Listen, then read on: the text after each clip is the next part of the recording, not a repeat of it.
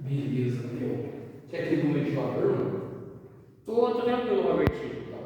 Porque eu acho que eu tava mexendo, então pra mim tá muito mais Se calor. quiser ligar, pode ligar também. Se Não, quiser. tá sussa, mano. Deu. Vamos lá, mano.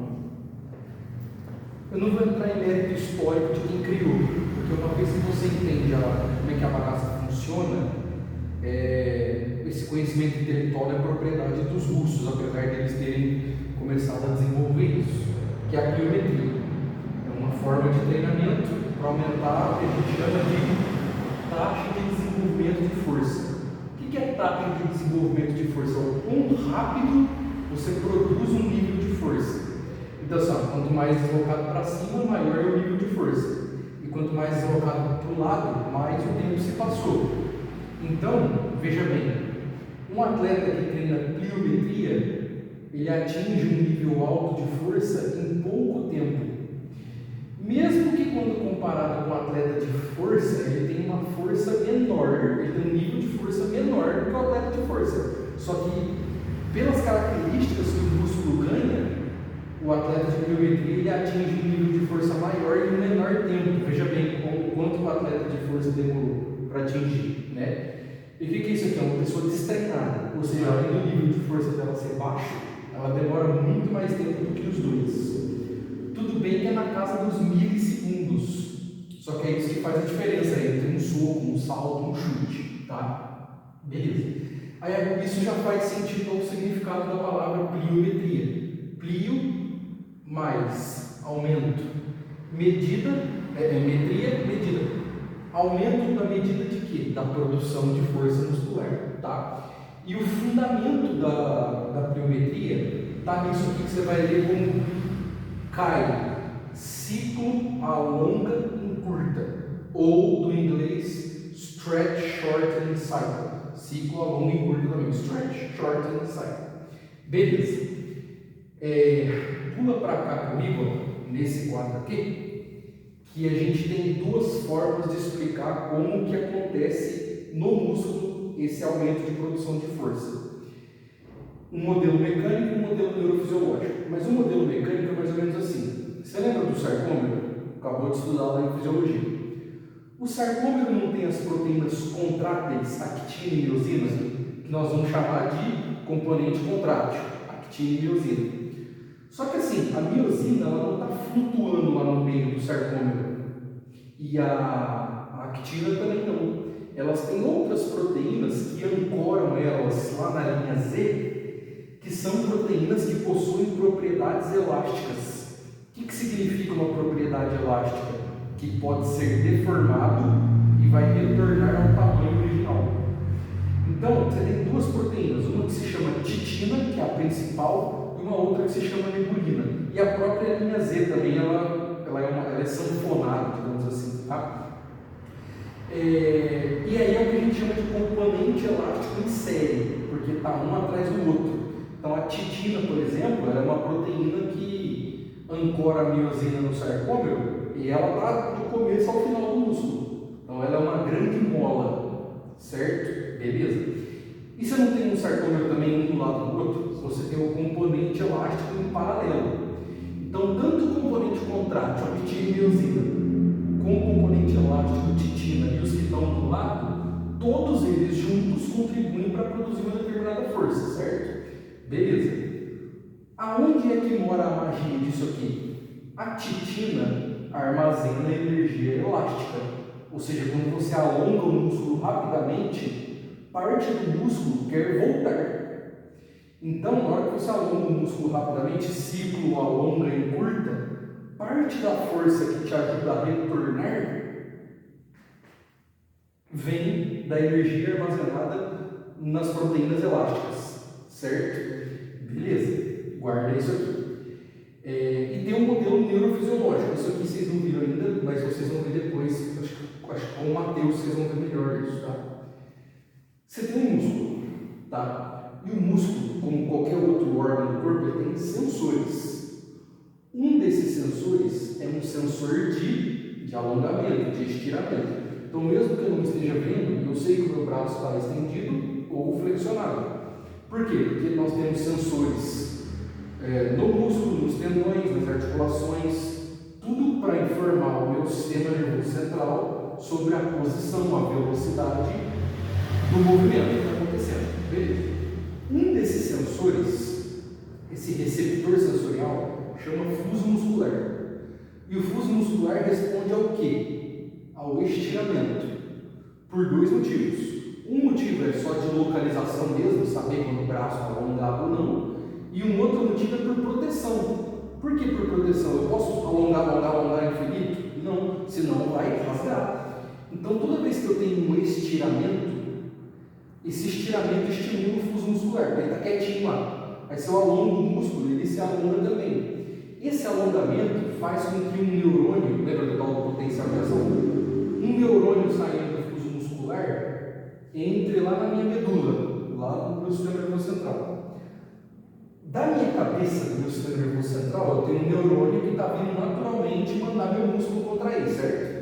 A gente chama de neurônio motor-alvo. Então, da minha cabeça sai um neurônio que vai chegar no meu músculo para mandar ele se contrair. O que o fuso muscular faz? Ele interfere na atividade do neurônio motor alfa para mandar ele se contrair. Como que isso acontece? Se o meu músculo for alongado, o fuso muscular vai disparar um potencial de ação que vai estimular o meu neurônio motor alfa a mandar o músculo se contrair. Entendeu? Então, quando eu faço um alongamento rápido do músculo, um dos mecanismos é o fuso muscular mandando o neurônio motor alfa contrair o músculo. Por quê? Porque o músculo não pode alongar o suficiente a ponto de rasgar. Então, é um mecanismo de proteção. Então, como é que chama isso aqui? Chama reflexo de estiramento.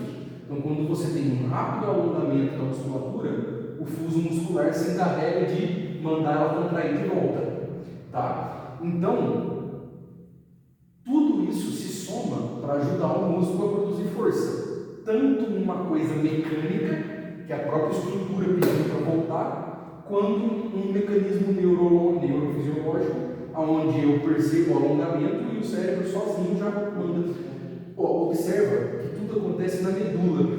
Essa informação nem foi para o sistema nervoso central. Ou seja, é inconsciente, você não pensa. Se tivesse que pensar, ia demorar demais. Seria basicamente um reflexo. É um reflexo, é uma resposta que acontece a nível medular aqui, sem a participação das áreas corticais, tá? Tem um outro modelo que eu vou falar mais para frente com você, tá? Mas aí, resumindo, então vamos voltar para cá agora.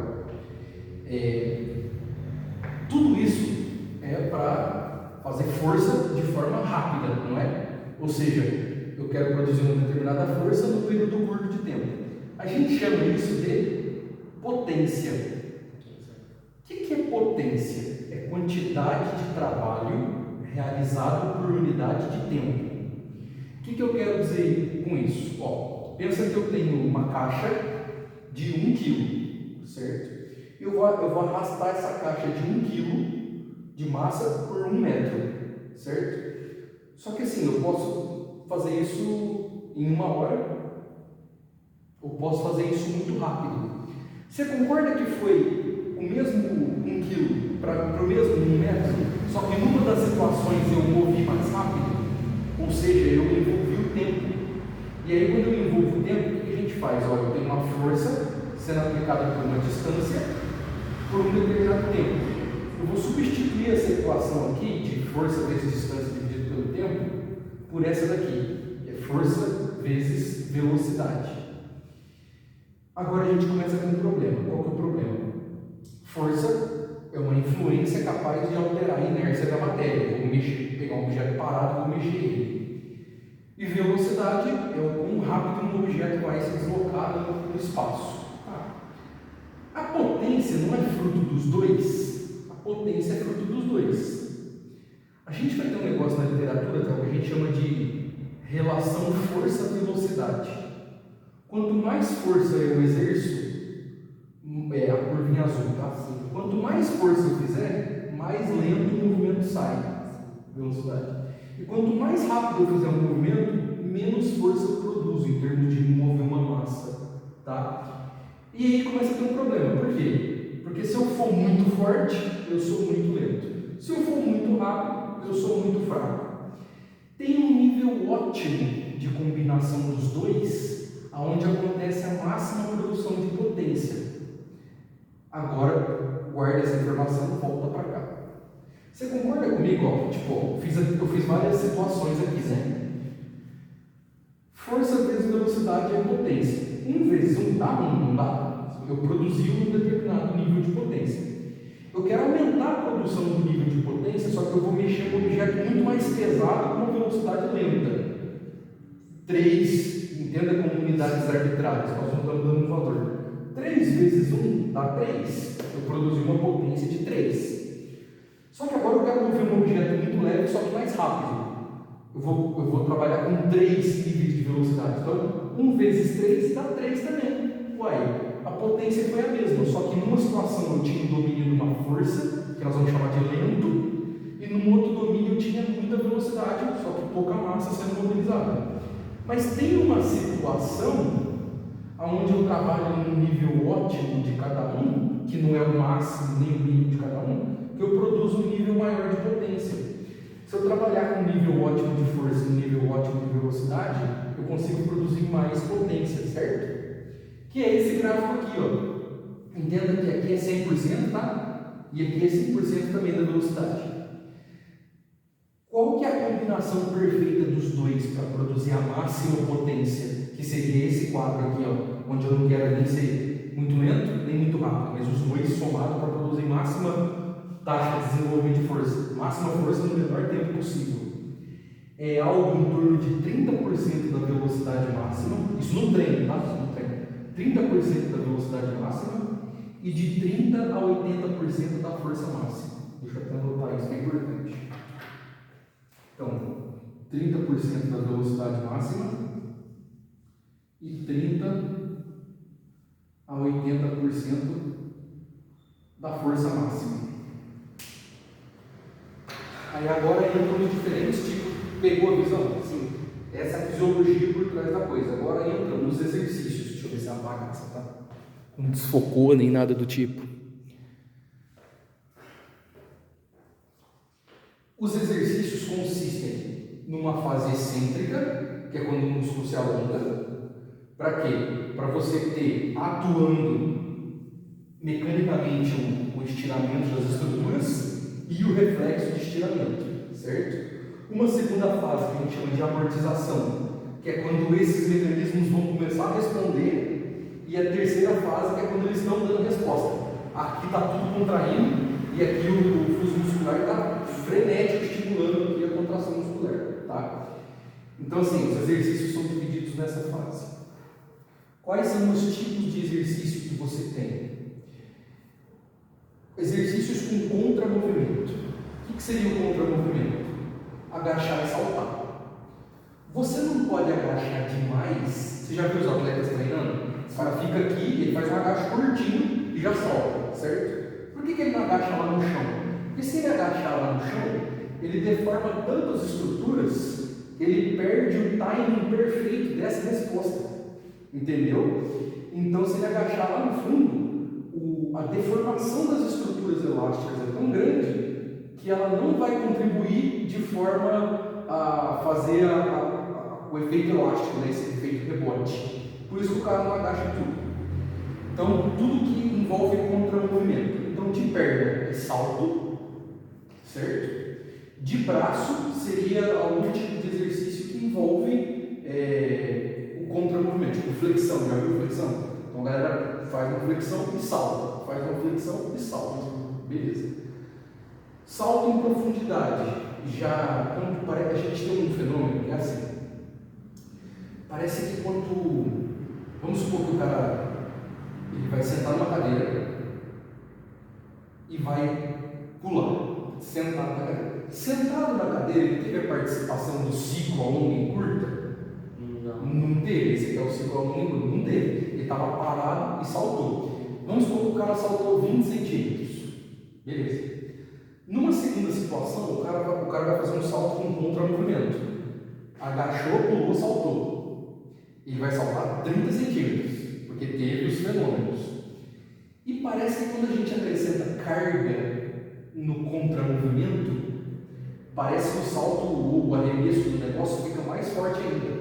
Então, salto em profundidade. Eu vou subir num caixotinho, sei lá, de 20 centímetros. E você já viu os exercícios? O cara pinga e pula num caixote de novo. Essa é a sobrecarga corporal dele.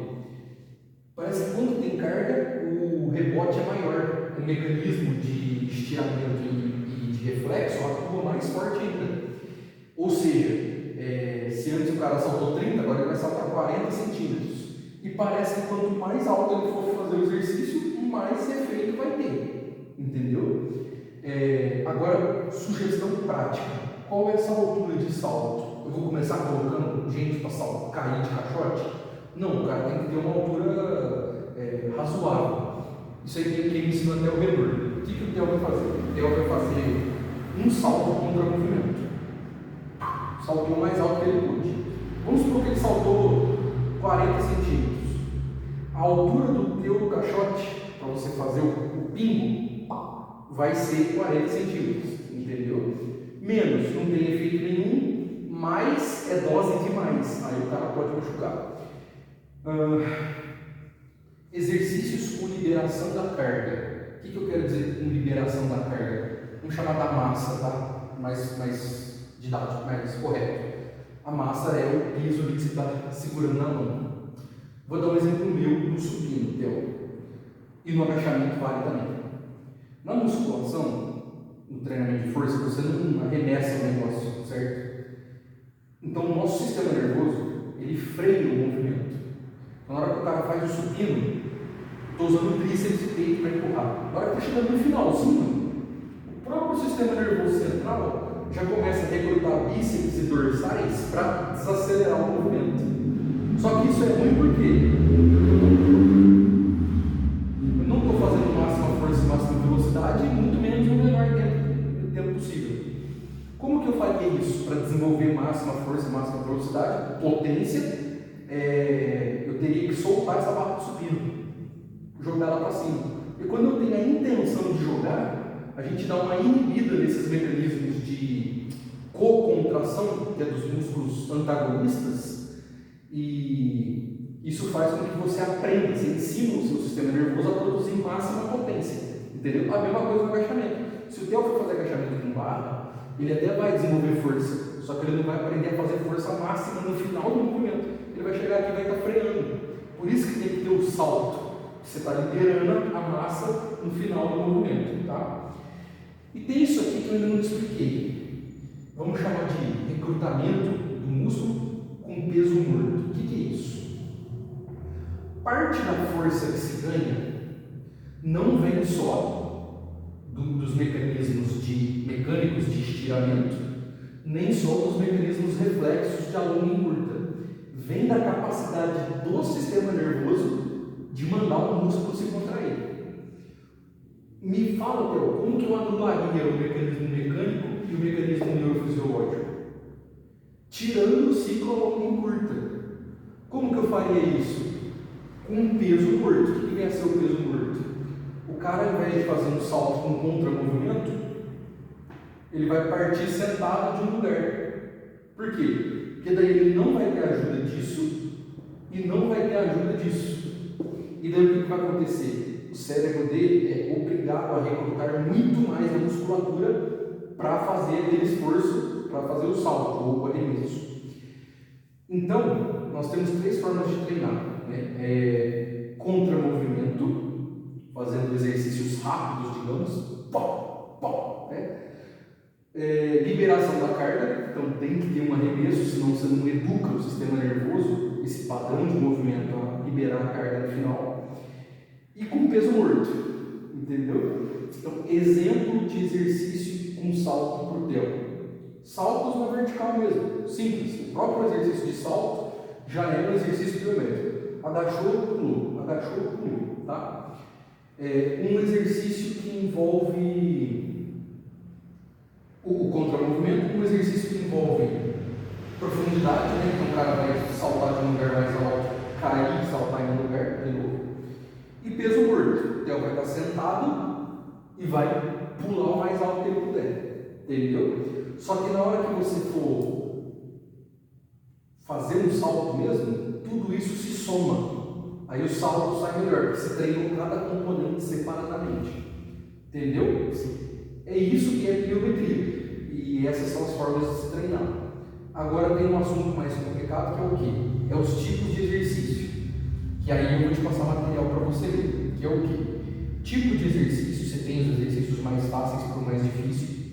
Você tem o volume, ou seja, quantas vezes você vai fazer eles numa sessão, no dia e na semana. Basicamente é isso, né? Volume, frequência e intensidade do exercício. Intensidade, volume e frequência. E aí, com essa aula, depois que você vier assistir ela e tiver digerido melhor o conteúdo, aí você vai montar o seu treino. Então, semana 1, quantos dias eu vou treinar? Segunda, quarta e sexta. Semana 2, vou manter segunda, quarta e sexta, mas eu já aumentei a dificuldade dos exercícios, né? Eu estou fazendo, tipo, pular corda é um exercício biométrico para panturrilha, mas não envolve coxa, tanto coxa quanto o salto. Então, você há de se pensar, né? Ó, segunda eu estou mais descansado, vou colocar um exercício mais punk, salto em profundidade. Quarta-feira eu estou de boa, vou colocar um exercício moderado, de dificuldade moderada. Eu não lembro se é bunny rope, pulo do coelho, digamos. Sim. É você fazer saltos sucessivos, parados não, andando mesmo. E sexta eu estou mais cansado, vou fazer um exercício mais tranquilo, que seria o salto a partir da cadeira mesmo. O cara senta, sem contra-movimento, salto mais alto que pode. Tá? Considerações a respeito da pliometria. É recomendado que a pessoa já tenha um determinado nível de força para começar a fazer pliometria. Então, o que seria esse nível de força? Tem que ver o artigo certinho, porque ele faz várias recomendações para. Lembra que eu falei que os exercícios de pliometria seguem uma hierarquia de intensidade, do mais fácil para o mais difícil. Para cada um deles, você tem que ter um nível de força que acompanha, entendeu? E seria o quê? Força em membro inferior. Como que o Theo vai desenvolver isso? Agachamento, leve presa, a fundo. E qual seria esse nível de força? Uma vez e meia, 2 vezes o peso corporal do Theo num determinado exercício. Então, por exemplo, agachamento, você está pesando quanto? 50. Cara, se você mandar um agachamento com 75 ou 100 quilos, você pode tranquilamente fazer os exercícios de pliometria. Você garante que a estrutura está pronta para receber essa sobrecarga de treino. Entendeu? Eu, por exemplo, nós estamos falando da pliometria, no seu caso, que é salto para o basquete. Mas como é que o powerlifter se beneficiaria da pliometria? Eu faço pliometria no supino e faço pliometria no agachamento. Como que eu faço isso no supino? Movimentos mais rápidos que eu posso, para aproveitar o ciclo a longa e curta. Então tem que ter estiramento para poder fazer o rebote, né? E no agachamento eu estou fazendo salto. Só que eu não salto com a barra nas costas. E como eu sou muito pesado, eu não posso me dar o luxo de cair no chão. Então o que eu faço? Eu sento em um lugar, na altura média do agachamento, eu coloco ali uns 3 steps de altura, mais ou menos aqui, e vou saltar o mais alto que eu conseguir para cair em cima do step. Então quando eu caio em cima do step, eu não tenho o impacto da descida, entendeu? Isso para mim é muito mais próximo da realidade do powerlifting. Entendeu? É uma forma de treinar pliometria. No supino, eu também anulo o ciclo a longo e curto, fazendo as pausas no peito. Então, quando eu paro a barra no peito por uns 5 segundos, as estruturas são tão deformadas, o reflexo perde a potência, que aí eu sou obrigado a recrutar muito mais do mesmo músculo para poder mover a barra. Só que assim, é um treino 1, treino 2, um treino 3. Na hora da competição, tudo se soma. Aí o negócio voa. Entendeu? Fechou? Alguma dúvida até aqui? Primeiro, por exemplo, no supino. Não tá, porque a dúvida não é minha área, mas tipo assim, no supino, membro superior, obviamente tem menos força que no membro inferior. Então, tipo assim, o supino também é 1,5 a 2 no peso corporal da pessoa, para fazer os exercícios biométricos? Não, pode ser menos. 1,2, 1,5, entendeu? Então, se você pesa 50, você vai fazer um supino com 60 e tal. Ou utilizar utilizar dessas estratégias que não tem impacto. Você já viu um exercício que o pessoal faz flexão com step do lado? Então, você tem que ter um step aqui e um step aqui. O cara está aqui no meio. Aí ele desce, faz o salto, só que ao invés de ele voltar no chão, ele volta em cima do step. É uma forma de fazer igual eu estou fazendo. Ele evita o impacto. Entendeu? Essa é a ideia. E do salto de profundidade, por exemplo, você está, na verdade, o peso morto, né? Você está na cadeira, aqui, e você aí no caso, você corta meio que a excêntrica do movimento. Essa é a ideia. Eu tiro a excêntrica para não ter alongamento, não ter reflexo, mas o meu cérebro é obrigado a usar muito mais do músculo. Entendi. Essa é a ideia. Tá. Fechou? Só isso, tipo, só. É isso, cara. Isso aí. Basicamente isso. Aquele livro do Verkhoshansky, Método de Choque, é que ele conta todos os experimentos que ele foi fazendo e tudo que deu errado, e todas as máquinas, entendeu? Então os caras tinha pensa num pêndulo, tipo como se fosse um pêndulo de relógio, lotado de peso. Então o atleta pegava aquilo, arremessava, só que o bagulho ia voltar, não é muito seguro. Então ele tinha que pegar aqui, fazer o alongamento e arremessar de novo. Ele tinha que saltar com barra nas costas. Só que aí ele começou a perceber que os atletas começaram a sentir dor lombar, o cara não estava bem no dia seguinte para treinar. Então tudo isso foi fator de refinamento para o método, entendeu? Aí depois no livro ele propõe exercícios para nadadores, lutadores, saltadores, entendeu? Essa é a ideia. O que você pode fazer? Assiste essa aula de novo. Leia os livros que eu vou te passar, são tudo português, tranquilo. Porque daí vai ter como avaliar a potência muscular do membro inferior, como prescrever os treinos de pliometria, e depois você lê um artigo. Você teve aula com o Matheus de metodologia da pesquisa, não teve? Sim, então. Ciência no geral, né? Você vai lá e a gente vai procurar por exercícios de pliometria e basquete, entendeu? Com certeza vai ter um que mais atende ali a necessidade do basquete em si. Foi o que a gente fez para a jornada científica. Foi o que vocês fizeram para a jornada científica. É que era mais específico, porque envolvia um equipamento muito específico. Você tinha pliométrico e pliométrico resistido, né?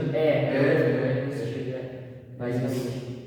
E aí, por exemplo, na liberação da carga, né, da massa, tipo assim, num exemplo, para fazer um agachamento, isso aí, para fazer resistido com peso, tem como? Temos um problema. As academias tradicionais não suportam esse tipo de treino.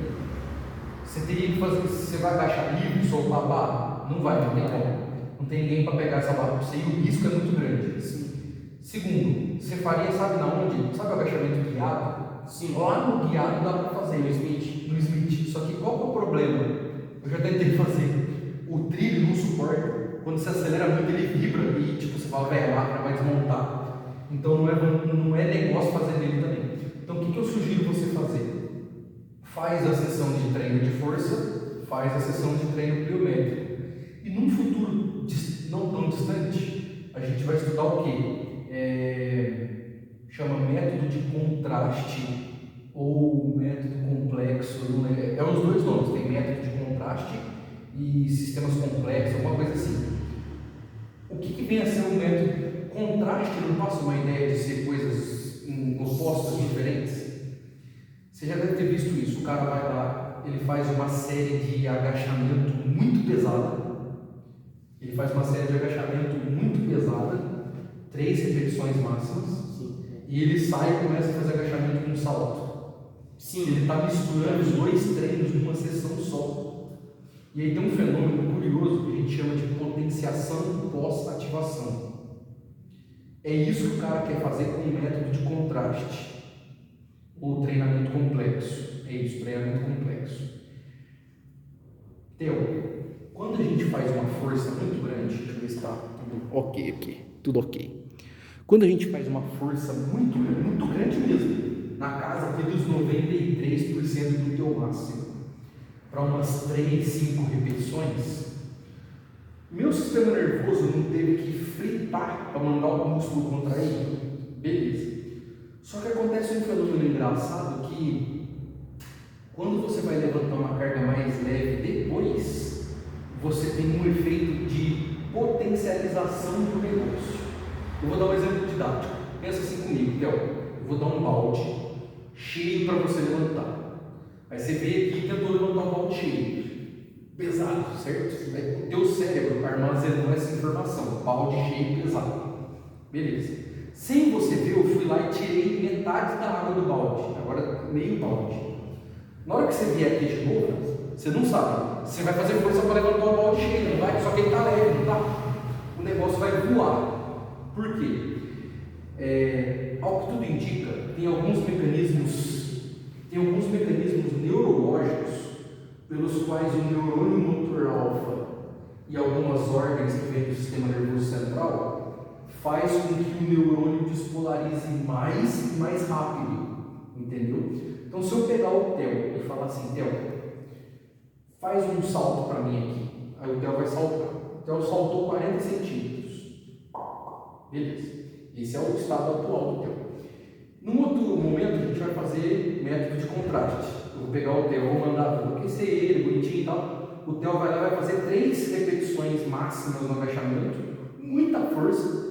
Eu vou dar um intervalo para ele de 4 a 7 minutos, que é o tempo que parece que é o efeito, para esse efeito acontecer. Aí o Theo vai lá e vai saltar. O Theo vai saltar tipo 55 centímetros, entendeu? E bizarro, né? Por quê? Porque todos os neurônios dele estão tipo hiper, super preparados para fazer uma força muito grande. Só que ele está achando que você vai levantar peso de novo. Aí na hora que você salta, a resposta é maior, entendeu? E isso é no futuro. O atleta já tem que ser muito forte, já tem que ter muito preparo articular e recuperação, porque é um negócio punk, né?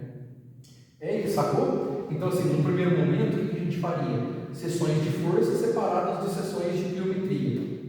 Depois, sessões de força e pliometria no mesmo dia, mas em momentos diferentes. Dentro da pliometria, você está só aumentando a dificuldade gradualmente, né? E num futuro, né, anos de treinamento, o cara faz lá o treinamento complexo, ou o treinamento de contraste, que é essas cargas alternadas. Aí no mesmo momento, agachou pesadão, já sai pulando. Depois eu te mando uns vídeos dos russos fazendo isso. Você fala, velho, é bizarro. Só que você olha o cara pulando, velho, você fala, cara, desligar a gravidade. Sim, é bizarro. Funciona. Mesmo que os mecanismos assim, fisiológicos não estejam bem esclarecidos do porquê que acontece, mas funciona, cara, funciona. Não, isso aí, tipo assim, acho que até pego um exemplo, por exemplo, quando eu comecei a assinar academia, começo assim, um dia eu fui treinar e depois eu fui pro basquete. Aí eu falei, nossa, eu vou ir depois de treinar, eu vou estar sem força. Mas na verdade não, tipo assim, quando eu tinha dificuldade para arremessar da linha de 3 onde a gente jogava, tava passando muito. Aí eu falei, uai, tá acontecendo, é um exemplo tipo isso, né? Eu acho. Só tem que tomar cuidado, você tocou num ponto crucial. Não pode ter fadiga. Sim. Porque se eu treinar tanto a ponto de fadigar, tanto as reservas energéticas quanto o sistema nervoso, aí você tem um efeito de piora. Então, nesse caso aí você deu sorte e provavelmente no seu treino. É que no começo acho que eu não excedi, né? Você não excedeu, você fez uma força lá, mas não foi a falha, alguma coisa assim. Não. Essa é a ideia. Tá vendo? E outra curiosidade, por que treinos comuns da academia não atendem esse critério? Tem um negócio, não sei se você viu, mas tem músculo que tem um arranjo que a gente chama de bipenado. O que é o arranjo bipenado? É assim, ó. Tipo, aqui você tem um músculo, certo? Sim. As fibras musculares, elas estariam nessa direção aqui. Isso aqui é um músculo fusiforme. As fibras tá linear assim. O bipenado é assim, é um músculo que ele foi feito meio para fazer mais força. Tá aqui, ó. As fibras estão um pouquinho nessa direção e um pouquinho nessa direção. Sim, é. Por que é assim? Porque nesse arranjo cabe mais sarcômero por unidade de área. O que cabe mais? Um cabe atrás do outro ou os cabos estacionados ali em cima? Tá vendo? Sim. Ou seja, é um músculo que tem mais sarcômero, ele vai produzir mais força. Só que tem um problema. Theo, vamos supor que essa é a direção de contração desse músculo, não é? Sim. Ele vai fazer isso aqui, certo? Quando a gente começa a mudar a direção de contração da fibra, ela perde um percentual de contribuição naquela direção. Então, de velocidade. Então, o que vai acontecer? Quanto maior for o ângulo de penação aqui dessas fibras, mais lento o músculo vai ficar, porque demora para transferir força para essa direção. Então, você pegar vamos supor que aqui é o tendão, tá? E aqui é a direção que ele se contrai. Se você pegar um atleta de força que não é tão hipertrofiado e o ângulo de penação é curtinho assim, ó, é um pequeno ângulo, o músculo do cara é pequeno, só que ele é muito veloz. Aí você pega um outro que é tipo assim, ó, muito ângulo de penação muito grande, o músculo do cara é grande, só que ele não tem velocidade. Sou eu. Porque eu preciso ter isso para produzir muita força, só que o meu esporte é um esporte lento. Então a gente dura ali 6 segundos, muito músculo, muita força, pouca velocidade. Vê eu saltando, não sai do chão, sai um tequinho, entendeu? Porque não é especializado em potência e nem em velocidade, entendeu? Sim. Por isso que não dá para julgar. Nossa, você quer ficar bravo na academia, chega um maratonista assim, vê o cara levantando peso, mas não aguenta correr uma maratona. Mano, os treinos são completamente diferentes, cara.